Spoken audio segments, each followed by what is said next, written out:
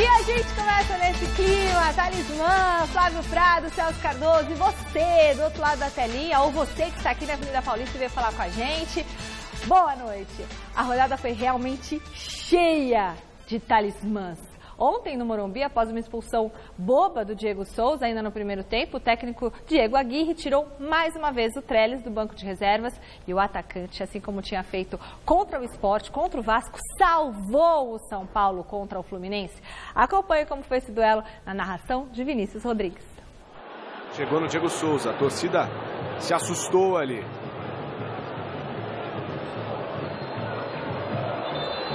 E aí o Diego vai ser expulso. Está expulso de campo o Diego Souza. Fora do lance, ele agrediu, ou teria agredido pelo menos o Léo. Aí a bola lançada, o desvio, vai pintar o gol contra! Gol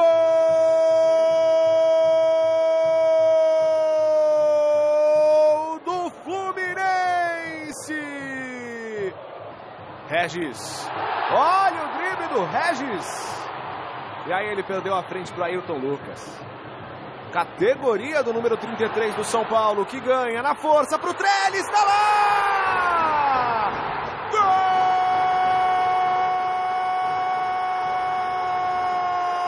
do São Paulo! Obviamente nós queríamos ganhar o jogo, mas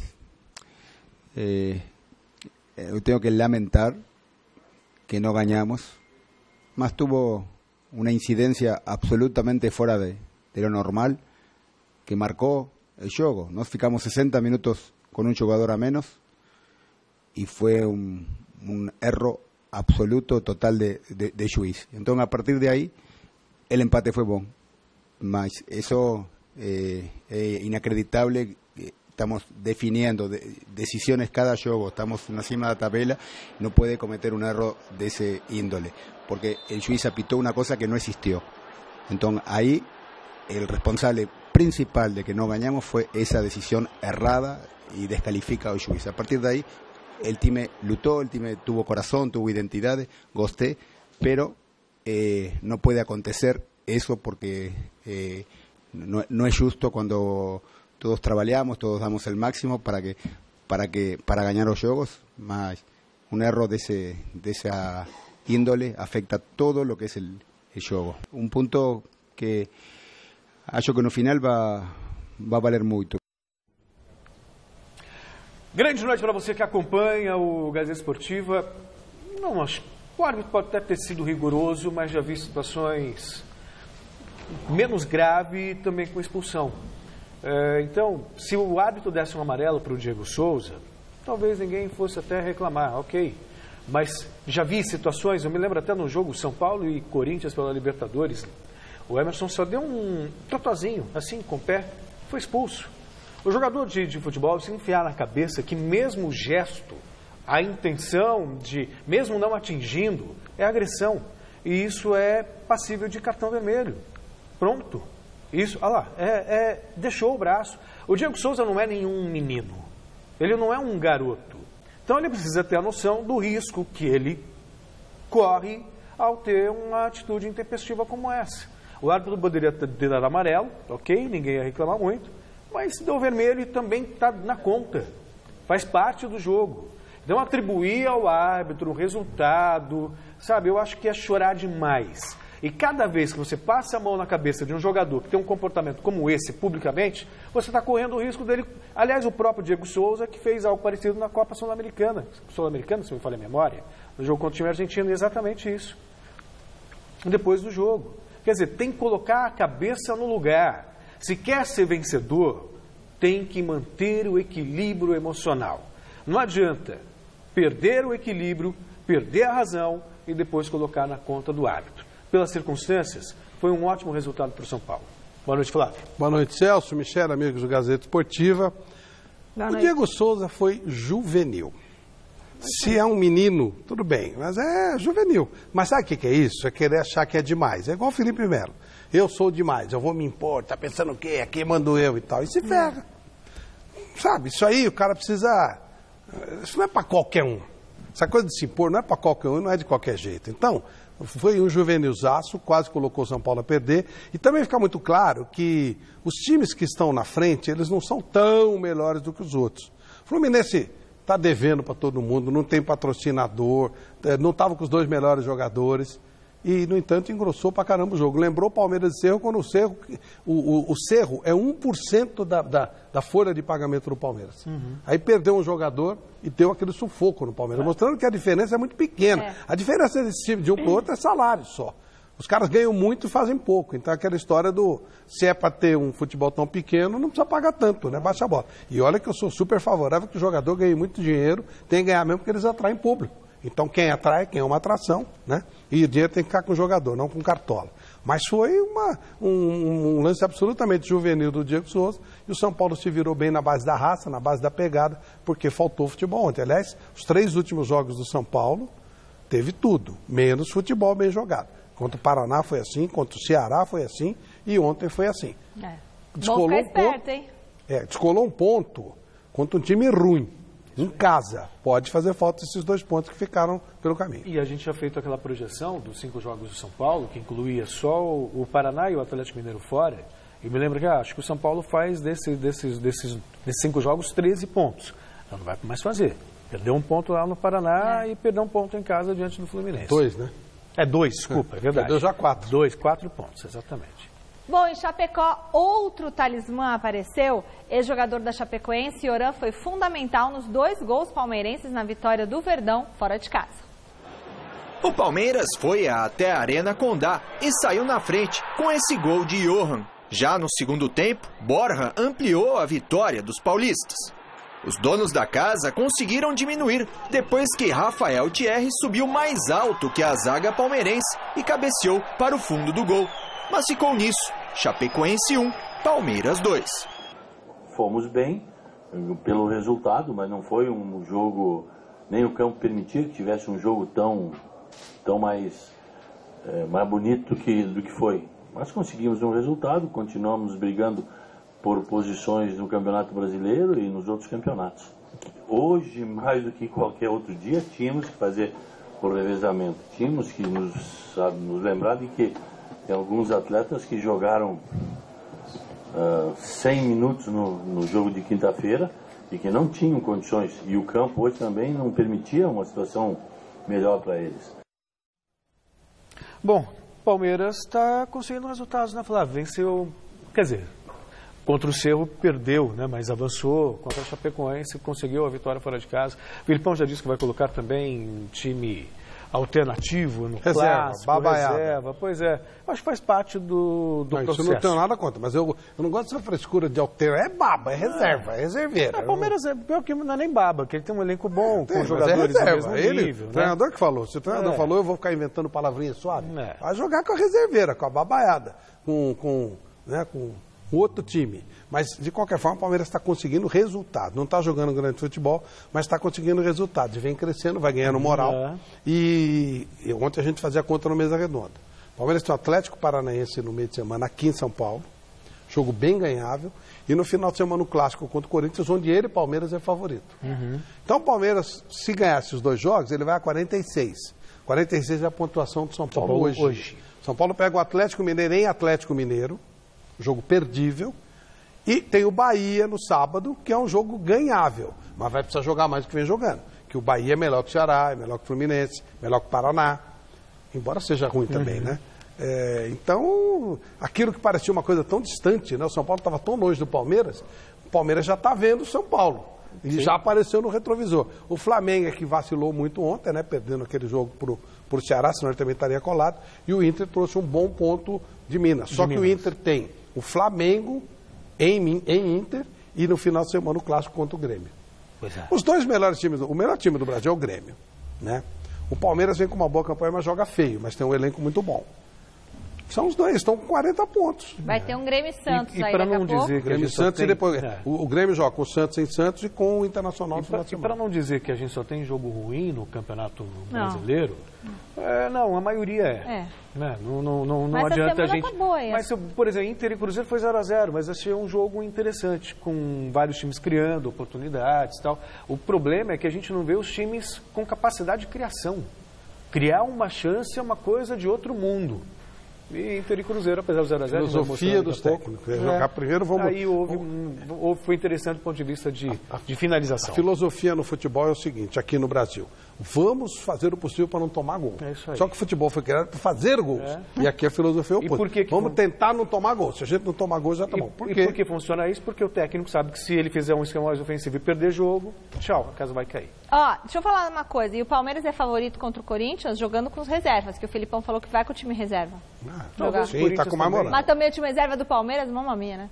É invicto. Bom, quer participar do Gazeta Esportiva? Hashtag, antes de eu falar da enquete, hashtag Gazeta Esportiva, coloca aí no Twitter, coloca no Instagram. No final do programa a gente vai escolher algumas pessoas que participaram do nosso debate, tá bom? Pra aparecer aqui na nossa telinha o seu nome, a sua frase. E a enquete do programa de hoje é em cima do Verdão, que segue vivíssimos nas 3 competições aí, vivíssimo, disputando esse segundo semestre, Libertadores, Copa do Brasil, Campeonato Brasileiro. E a gente quer saber o seguinte de você. Você acredita que o Palmeiras ganhará a tríplice coroa? Mas nem o palmeirense acredita isso, minha gente. Eu achei que a enquete ia ser se era o Modric, o Ronaldo ou o Salah. Que também já aproveito e te pergunto. Primeira do Palmeiras, senão o diretor vai brigar comigo. Não acredito. Não acredita na tríplice coroa? Acho até possível, mas não acredito. Você acredita em qual título? Libertadores, Copa do Brasil ou Brasileiro? Acho mais viável a Copa do Brasil. Se bem que o caminho da Libertadores também é um caminho, né, mais Copa do Brasil. Flá? Não acredito nos 3 e também vou na Copa do Brasil como o mais viável. E o Salah, Modric ou Cristiano Ronaldo? O Salah não. Sempre Cristiano Ronaldo. Eternamente Cristiano Ronaldo. E a nossa equipe está na Croácia, hein? Daqui a pouquinho a gente vai falar sobre isso, mas antes... Vem pra câmera 3 aqui, vem aqui. Chegou a hora. Câmera aberta. Sabe o que é a câmera aberta? É o nosso quadro feito para você, torcedor, dar sua voz aqui no Gazeta Esportiva. A gente vai fazer contato imediato de primeiro grau com o futuro papai Jonas Campos, que está aqui na porta da Fundação Casper Líbero. Boa noite, Jonão! É isso, Michele! Muito boa noite para você, para todo mundo que está ligado no Gazeta Esportiva.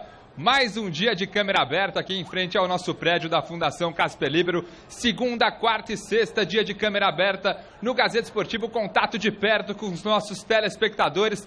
Todo mundo acompanhando o futebol pelo Brasil. E antes de falar da nossa enquete, dessa eventual chance aí do Palmeiras conseguir essa tríplice coroa, eu vou trazer uma convidada especialíssima. Com vocês, Lu Fashion, luz na passarela, que lá vem ela, ó. Toda estilosa, diretamente de... Dá uma voltinha aqui, ó, Lu. Ó, diretamente... São Bernardo do Campo, Vila Vitória.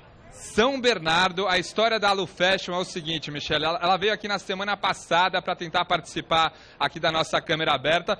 Não deu certo, né? Chegou um pouquinho atrasada, mas hoje está aqui com a gente, né, Lu? Hoje deu certo, graças a Deus. Mas assim, tudo é no tempo de Deus, né? Tudo é na hora certa. Hoje deu.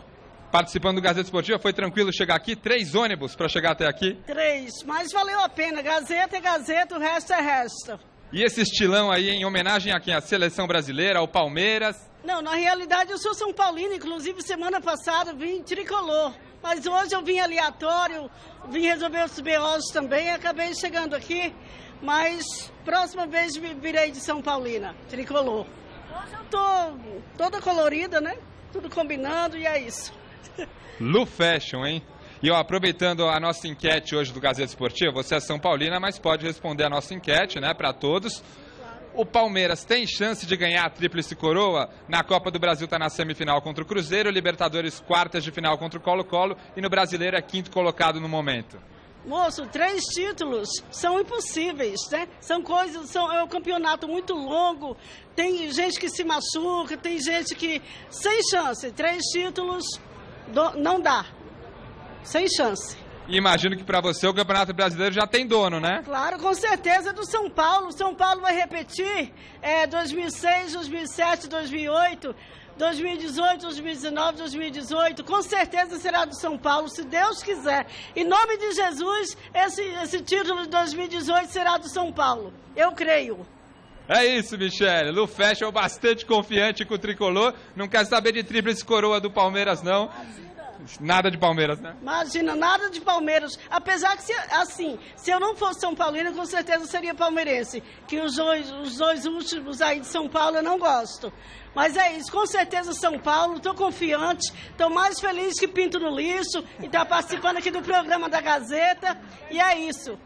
É isso, gente. Participação especialíssima da nossa Lu Fashion na câmera aberta. Relembrando, segunda, quarta e sexta é só colar aqui em frente ao prédio da Fundação Casper Libero e participar do Gazeta Esportiva na nossa câmera aberta. Encerramos com uma voltinha de Lu Fashion para vocês. Vai lá, Michele. Michele, um beijo para você, Brasil, que você é maravilhosa. Olha o beijo para Michele. Beijo, Lu, maravilhosa é você, minha querida. E ela falando do São Paulo, e eu vendo esse verde na camisa dessa mulher e eu não estou entendendo mais nada. Agora entendi que ela tá com a calça do Brasil, tal, amarelo, verde, mas devia estar de vermelho, preto e branco, minha filha. É assim, a cor do seu time, Lu. Adorei sua participação. Você que está em casa, vem participar com a gente. Vem quarta-feira aqui me conhecer o Celso Flávio. Vem falar com a gente aqui ao vivo, espaço é seu no Gazeta Esportiva, beleza? Hashtag Gazeta Esportiva nas nossas redes sociais, a gente vai estar chamando no final do programa. E a Arena Itaquera, hein? Também teve talismã em campo. No dia em que o Corinthians comemorou 108 anos de muitas glórias, o garoto Pedrinho foi o principal destaque do Timão, apesar do empate com o Atlético Mineiro em 1-1. Veja como foi com a narração de Osmar Garrafa. Olha só que batida na trave e o gol!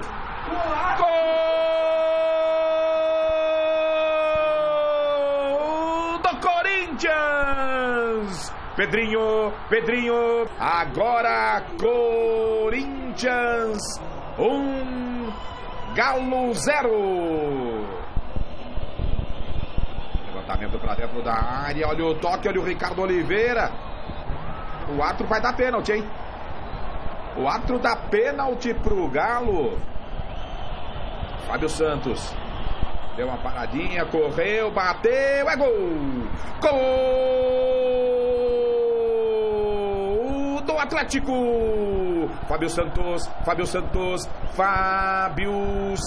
na rede, na marca dos 35, sem chances para Walter. Você tem que entender, hoje nós tivemos 6 jogadores diferentes, mas eu entendo também o lado deles. É um dia de festa, um dia que o Corinthians está fazendo aniversário, a gente gostaria de ter presenteado eles com uma vitória, né? Até para que a gente pudesse se aproximar de fato do Atlético Mineiro. É claro que não estamos satisfeitos, nem eu, nem certamente a diretoria e com certeza a torcida não está satisfeita e os jogadores.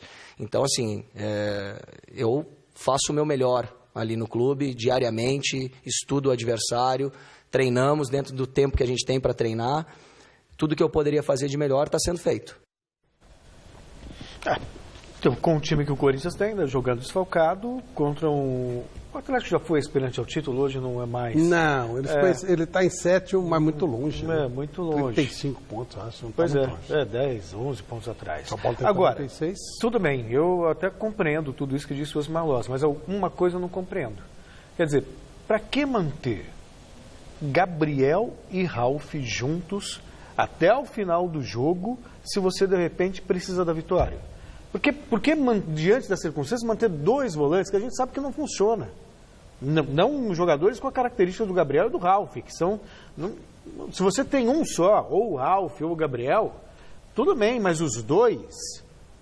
Eu acho que só vale numa circunstância que você está vencendo o jogo, precisa segurar. Agora, para começar e manter até o final, mesmo precisando vencer, eu não consigo compreender, Flávio. Não, isso como futebol para mim não funciona, não gosto também. Mas no Brasil, é aquilo que você falou no começo. Os caras vão segurando a onda deles. Ontem, quando a Chapecoense fez um gol, o Filipão pôs 3 volantes. 3. Só ganhou o jogo. Entende? É um horror, o futebol não anda, não flui. Agora o time do Corinthians é muito ruim mesmo. O Atlético é superior, e aí o nosso também, coitado. entre aspas, né? Coitado, respeitosamente. O trabalho dele pode ser interrompido por uma derrota. Então, sabe, aquela é legítima defesa.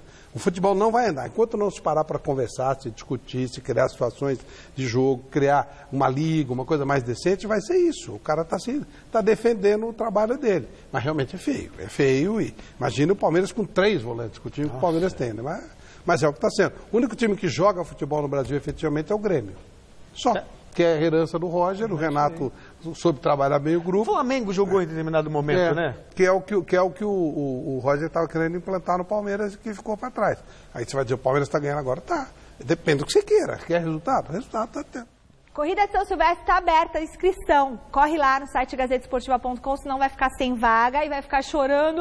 Perdi a inscrição. Já mais de 30 mil... tem 30 mil vagas. Já tem mais de 5 mil inscritos, tá? Isso que abriu sexta-feira passada. Então corre, vai lá se inscrever para São Silvestre. O principal talismã da rodada, sabe onde estava? No Maracanã. Gabriel Barbosa, o Gabigol, atropelou o Vasco, marcou 3 gols da vitória do Santos. Veja como foi. No Maracanã, o Vasco sofreu com o Santos, e principalmente com as investidas de Gabigol. O atacante do Peixe honrou o apelido e marcou 3 vezes, decretando a vitória do alvinegro praiano por 3-0 diante do Cruz Maltino. Com 10 gols no campeonato, Gabriel se tornou o artilheiro do Brasileirão ao lado do centroavante Pedro do Fluminense. Creio que foi a melhor partida que nós fizemos em todos os aspectos, principalmente em organização, em diminuição de espaços e aumento de espaços para poder atacar, né? Então, eles foram muito felizes, fizeram uma grande partida, em especial no segundo tempo, foi um jogo perfeito. O primeiro tempo já foi bom. Nós propiciamos ao Vasco os arremates de média e longa distância, mas assim chances de dentro da área criadas, eu acho que poucas ou nenhuma tiveram bastante cruzamento, ganhava o fundo algumas vezes, mas nós fomos precisos, a dupla de zaga, o Bambu e o Gustavo fizeram um jogo também precioso e na verdade nós tivemos um dia a mais de descanso do que o Vasco. Eu dizia aqui, né, Flávio, um time que tem Bruno Henrique, Gabigol e Rodrigo, não pode cair para a segunda divisão. Pelo menos o trio de ataque funciona bem. E aí os reforços que vieram, os gringos, também vieram acrescentar para o Santos. Tá reagindo, né, no momento certo. Porque com a campanha que estava, com a falta de confiança que apresentava, a segunda divisão parecia realmente a realidade do Santos. E há piores, né? Realmente você tem razão. Não é que o Santos seja brilhante, mas há piores. Mas eu, sinceramente, fico feliz pelo Gabriel ter voltado a jogar futebol, né? Ele já tirou folga de 2 anos e tal, tava né, quase pedindo aposentadoria por inércia, né? E agora voltou a jogar. Ótimo, já é o artilheiro do campeonato, está fazendo a parte dele. Não é um jogador para ser desperdiçado, pela idade que ele tem, pela condição que ele tem. Então é bom que ele esteja se recuperando. E o Vasco caminha sério, ele rumo a seu quarto rebaixamento em 10 anos. Eu tenho muita pena do que estão fazendo com o futebol brasileiro, como os times ficaram pequenos. O Vasco era um time enorme, expresso da vitória, base da seleção de 50, que era uma seleção espetacular. Mesmo nos anos 80, ganhou Libertadores, tudo. O Fluminense já foi um time espetacular, hoje só tem força em tribunal. O Botafogo era o time do Garrincha, o time do Nilton Santos, do Didi. Era o time que fazia frente ao Santos. Base da seleção de 58 e 62. Olha o que é hoje o Botafogo. Só sobrou o Flamengo pela força da torcida. Mas realmente, e agora o Bandeira está dando uma renovada. Mas você tem 30 milhões de consumidores e fica nesse sufoco, como o Corinthians. O Corinthians tem 28 milhões de consumidores. Como é que pode estar no sufoco que está? Aliás, todos, né? O Palmeiras depende do patrocinador. O Palmeiras tem 18 milhões de consumidores. São Paulo tem 20 milhões de consumidores. Olha que maravilha. Olha, consumidores fiéis, né? Consumidores ativos. Eles querem o produto, são apaixonados, exigem muito pouco, porque se dá muito pouco a eles, e os caras conseguem quebrar os times. E no Rio é vergonhoso, é assustador. E outra coisa, aliás, aí se torcem o nariz quando a gente fala mal do momento do futebol brasileiro. Se eles não se reunirem, não acordarem para fazer disso aqui um produto legal, essas crianças, que moleque você vai fazer torcer para o Vasco? A não ser que o pai realmente tenha uma influência muito grande, uma ascensão muito grande. Ele vai ver tá vendo o Barcelona na televisão, o Real Madrid, Manchester City. Por que ele vai torcer pro Vasco? E fique bem claro que... Ou pro Botafogo, pro Fluminense, ou pro... Entendeu? Eu sei que você, quando você diz isso, você diz genericamente, tipo, claro. a mesma coisa. A gente não fala mal do futebol brasileiro, a gente quer o futebol brasileiro diferente, com o potencial que ele tem. É isso aí. E o futebol brasileiro não é desses caras que estão no comando. O que está destruindo o futebol brasileiro é a gestão. É a CBF, Federação Paulista de Futebol, as federações, os dirigentes, os presidentes dos clubes em geral, todos, sem nenhuma exceção. Nós precisamos de coisa mais séria, né? Podemos fazer coisa melhor. Bom, vamos para uma rápida pausa no Gazeta Esportiva. A gente volta daqui a pouquinho para mostrar os outros gols da rodada e como ficou a classificação do Campeonato Brasileiro. É rapidinho. Daqui a pouquinho vou descer lá, vou fazer uma foto com a Dona Lu Fashion. Ela está esperando acabar o programa. Prometi e vou cumprir, viu, Dona Lu? Beijo. Gazeta Esportiva falando agora mais da rodada desse final de semana no Brasileirão. Só um jogo terminou em 0-0. Foi no confronto do Mineirão entre Cruzeiro e Inter, que o Celso já comentou aqui. Veja os gols dos outros jogos. O Maracanã lotado ficou em silêncio após esse chute de Leandro Carvalho, que decretou a vitória do Ceará pelo placar mínimo diante do Flamengo. Quem também venceu por 1-0 foi o Vitória, que superou o América Mineiro depois que Léo Ceará marcou o gol solitário da partida. Já o Grêmio passou fácil pelo Botafogo. Primeiro, Jael cobrou o pênalti com bastante ousadia e fez de cavadinha. Ainda no primeiro tempo, o centroavante recebeu um lançamento de Cícero e ampliou a contagem. Na etapa final, Alisson fez o terceiro do tricolor gaúcho e André, cobrando o pênalti, decretou o placar final, 4-0. O Atlético Paranaense também venceu bem na rodada, 2-0 contra o Bahia em casa. Pablo e Rony marcaram os gols da partida, todos no segundo tempo. E no confronto do Z4, o Sport recebeu o Paraná e venceu pelo placar mínimo. Gabriel marcou o único gol aos 14 do primeiro tempo. Hora de conferir como que está a classificação. O São Paulo segue na liderança com 46 pontos. O Internacional é o segundo com 43. Flamengo 41. Grêmio e Palmeiras 40. O Atlético Mineiro está na sexta colocação com 35 pontos. O Cruzeiro tem 31. Corinthians oitavo, 30. Atlético Paranaense, Santos e Flu tem 27 pontos. América Mineiro 26. Vitória, Bahia e Botafogo 25 pontos. Vasco 24. Aí na zona de rebaixamento, Sport com 23. Chape com 21. Ceará 20, o Paraná lanterninha 15 pontos desde a semana passada, retrasada, sei lá. Bom, e com o fim da 22ª rodada, vamos ver agora aquela conversa improvável entre os 4 grandes clubes de São Paulo. Você é louco, mano. Vamos jogar uma bola aí, rapaziada. Mas por que tanta vontade assim, Corinthians? Só porque você não jogou nada no final de semana e também não vai ganhar mais nenhum título esse ano? Eu já garanti o Paulista, mano, pelo menos. Agora, se você continuar fazendo gol contra, tio, vocês vão perder a liderança. Abre o olho, mano. Vamos acalmar esses ânimos, Belo. Calma, que o Borja fez um gol ontem contra a Chape e nós ganhamos finalmente na Arena Condá. Vamos jogar bola ou não vamos?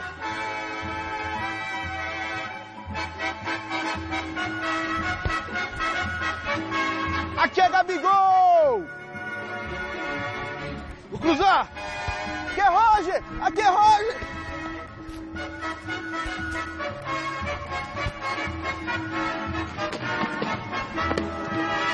Aqui é Gabigol, hein? Não perde as contas! É Felipe Melo!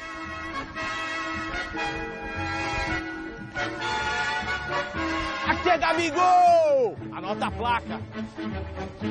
Cruzar. Aqui é Sidão.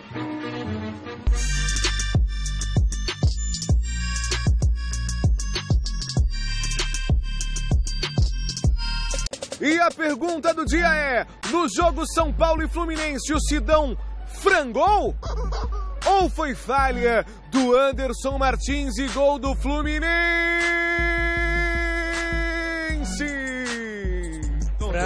Frangado. Pra mim foi do zagueiro. Do Sidão. Falha do Sidão. Por quê? Porque o goleiro não tem que sair. Se ele tá vendo que tem 3 defensores perto dele, ele não precisa sair. Os caras estão pegando o Sidão pra Cristo, hein, velho? Alguém tem que ser o culpado, né? Falha do Sidão, sempre. Por quê? Porque é muito ruim. Em percentual, qual que seria a divisão entre falha do Sidão e falha do Anderson Martins? 60% Sidão, 40% Anderson Martins. Então, se fosse pra pichar o muro do CT, você ia xingar primeiro o Sidão e depois o Anderson Martins? Fora Sidão, fica esperto, Anderson Martins. Seria mesmo isso. Então foi frango do Sidão? Foi. Então aperta o frango pra câmera. E aí?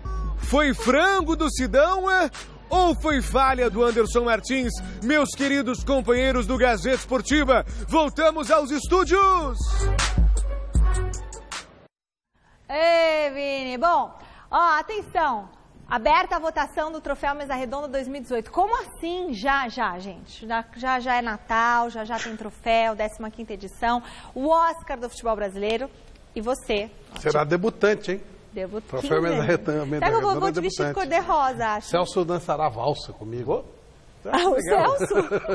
Eu sabia, acabou de me convidar. Nossa. Vamos embora, por que não? Debutante, claro. Bom, você que está em casa, você pode ajudar a escolher, né, os 11 destaques do Brasileirão. Para isso é só acessar o site troféumesarredonda.com.br, dar a sua participação, sempre lembrando da nossa querida parceira Lux Color, que está com a gente no Troféu Mesa Redonda deste ano, né, Flávio?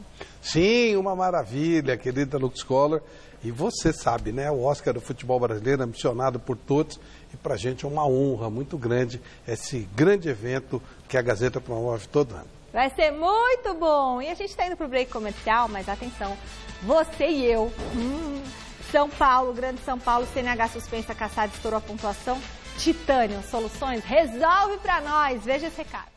Bom, e sem o Messi pela primeira vez desde 2007, a FIFA anunciou hoje os 3 finalistas do prêmio de melhor jogador da temporada. Os escolhidos foram Cristiano Ronaldo, Mohamed Salah e Luka Modric.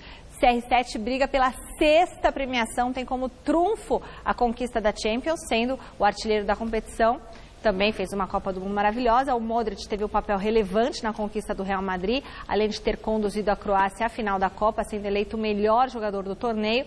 E o Salah, por último, fundamental para o Egito voltar a disputar o Mundial após 28 anos. E o grande destaque do Liverpool na última temporada. Sabe o que eu acho que vai dar? Modric. Eu também acho, porque veja só, até antes da Copa do Mundo, a briga estava boa entre o Cristiano Ronaldo e o Salah. O Cristiano Ronaldo foi um dos principais destaques do time do Real Madrid, campeão da Liga dos Campeões, teve gol de bicicleta, teve gol de tudo quanto é jeito.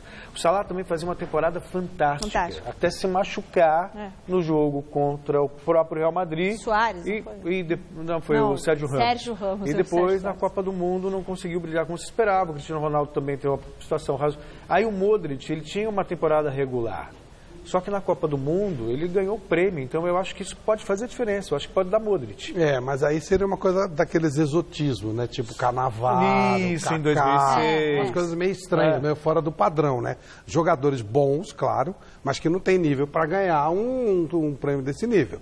O gênio é o Cristiano Ronaldo. E aí era o espaço do Neymar, mas a contusão tirou o Neymar. Também. Porque o Neymar é muito mais jogador que o Modric, muito mais jogador que o Salah. E não foi melhor que eles esse ano. Não foi. Mas então... É o momento. Dentro, né? Eu, sinceramente, se tiver que cravar um favorito, esse favorito é o Modric. É que eu não gosto de exotismo. Para mim tem que ser um gênio, né? Mas a temporada do Mas Modric... eu concordo. Né? Foi muito regular. Não contestarei. Muito regular. Bom, e falando no Modric, a TV Gazeta tá essa semana, sabe aonde? A gente está na Croácia, para tentar desvendar os motivos que levaram esse pequeno país de poucas décadas aí, do leste europeu, a chegar em uma final de Copa do Mundo pela primeira vez. Nessa segunda-feira, o nosso repórter Fernando Gavini mostra pra gente um pouquinho sobre os 2 principais clubes croatas no momento, e ele também faz uma entrevista com o Roberto Botinati, técnico que dirigiu o Modric quando ele tinha apenas 14 aninhos.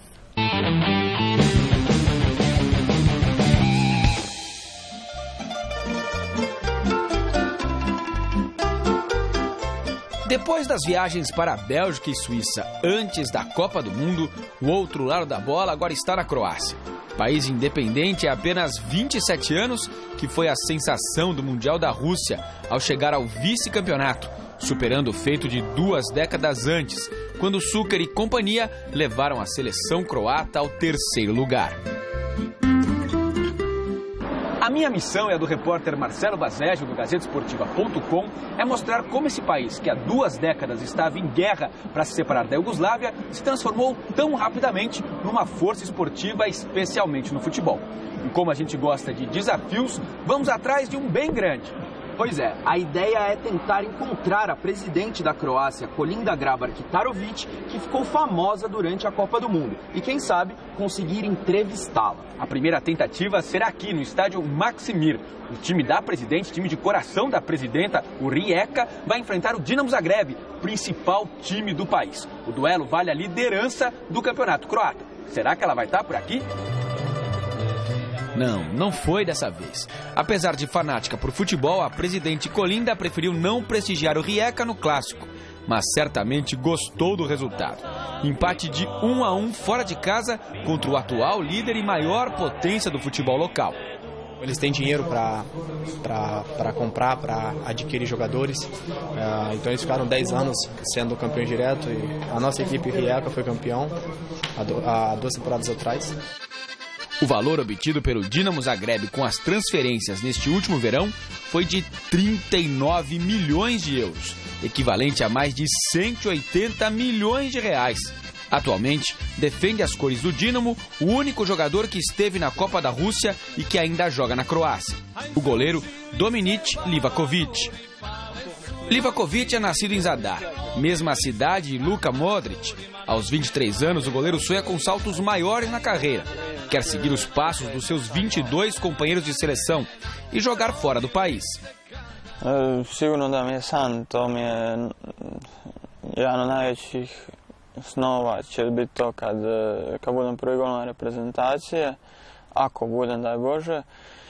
I sigurno da želim otići u jednu klubu Lige Petica, ali sigurno doći vrijeme i za to ako Bog da. Za sad je sve tu u redu u Dinamu i kad Bog da, tad ću otići. Robert Botunac, que foi técnico de Modric em Zadar durante 3 anos da adolescência do craque, trabalha hoje nas categorias de base do Dinamo Zagreb e garante que as futuras gerações croatas estão recheadas de bons jogadores. Dinamo je baza hrvatske reprezentacije, znači naš klub predstavlja najveći rasadnik talenata u cijeloj državi i najviše naših igrača igra u reprezentaciji Hrvatske, upravo iz našeg kluba.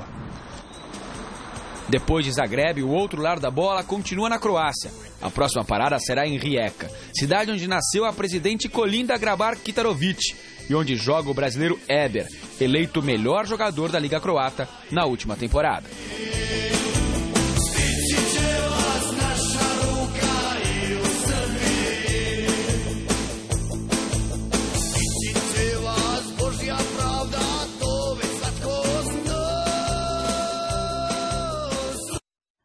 Muito legal, né, mostrar essa realidade croata. Agora, apesar de ser um país novo, a Croácia, tem toda uma história envolvendo a Iugoslávia, que sempre foi uma potência no futebol. Eram considerados os brasileiros da Europa. Verdade.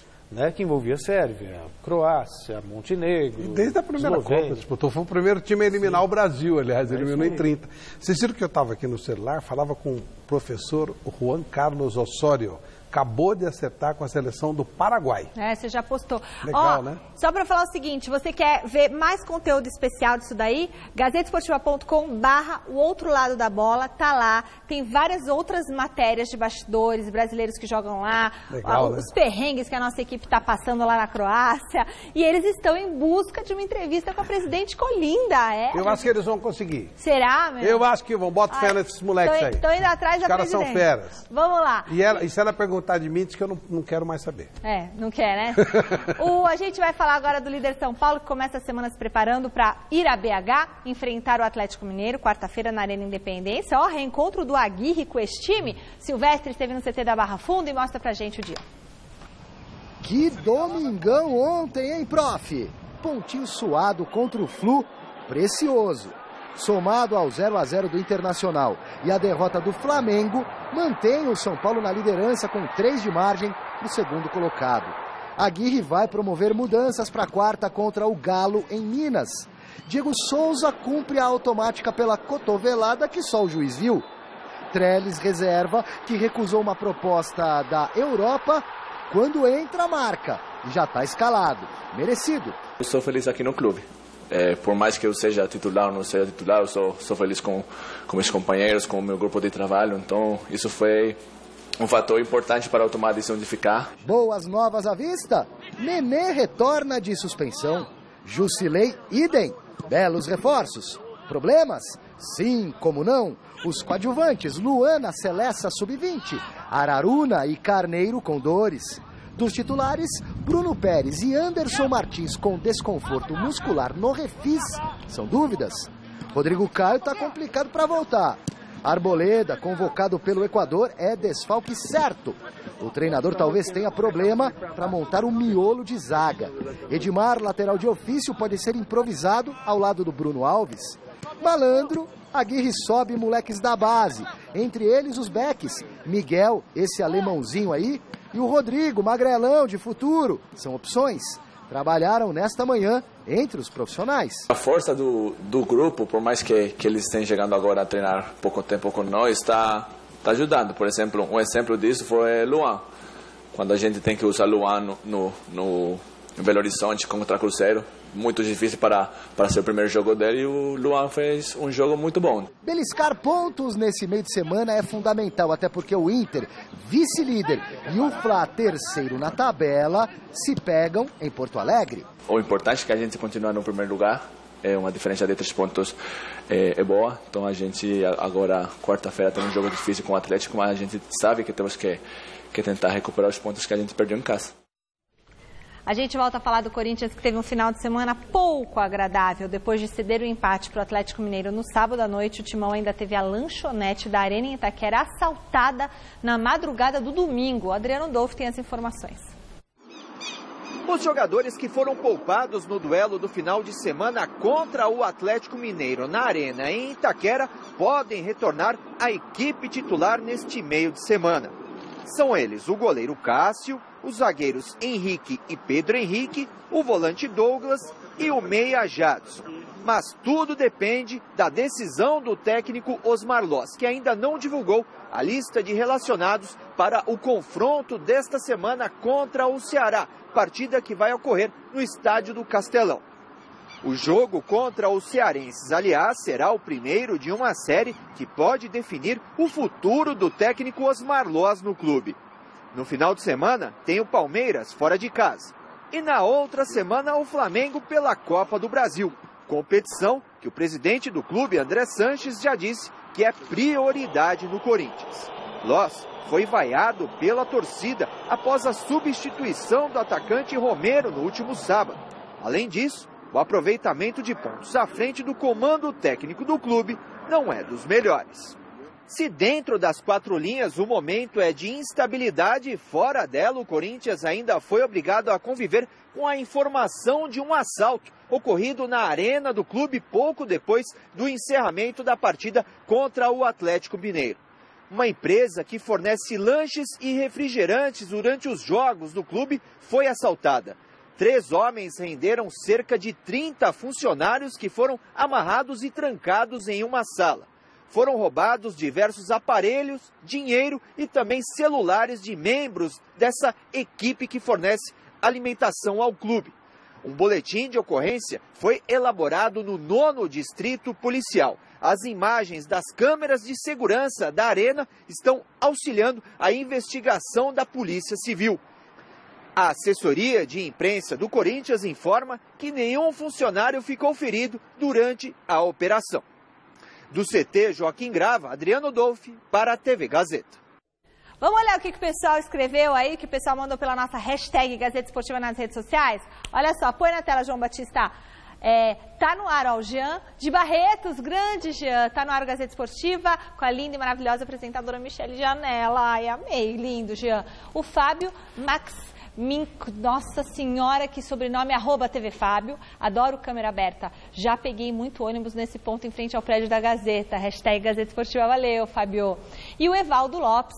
A Gazeta Esportiva, eu acredito sim, se manter essa sequência, será um triunfo, vai palestra, se o Palmeiras vai ganhar a tríplice coroa aí, né, vai ganhar todos os campeonatos. E o Matheus, que é o @muralhateus, o Palmeiras vai chegar forte na Libertadores e Copa do Brasil, o Brasileirão fica entre São Paulo e Inter, ó, disse aí o nosso astrólogo Matheus. Gente, valeu. Continue participando das nossas hashtags, nossas redes sociais, você está com a gente aqui no programa. Fim da nossa enquete. Você acredita que o Palmeiras vai ganhar a tríplice coroa, a Copa do Brasil, blá blá, Libertadores, Campeonato Brasileiro? Deu o quê? Sim! Uau! 53% dos votos. Os palmeirenses estão animados. É nóis, Verdão. E a gente encerra o programa homenageando... Quem é esse, Celso? Down Breyer. Beijo. Grand Funk Railroad.